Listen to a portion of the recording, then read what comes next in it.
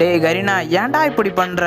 எனக்குன்னே எழுதி வச்சிருப்பியோ? இந்த மிஸ்ட்ரி ஷாப்ல மட்டும் ஏன்டா எனக்கு லக்கியே தர மாட்டேங்கிற? என்கிட்ட இப்ப 30 ரூபா ஆஃபர் 200 ஜெம் இருக்குங்க. எனக்கு இந்த ஈவெண்ட்ல வந்ததுல மினாட்டோ பண்டல் தான் ரொம்பவே பிடிக்குமே. அந்த பண்டல் எப்படியாவது எடுத்துடலான்னு பார்த்தேன். ஆனா மிஸ்ட்ரி ஷாப்ல வச்சிருக்கோம், கொஞ்சம் ஆசையாவும் இருந்தது.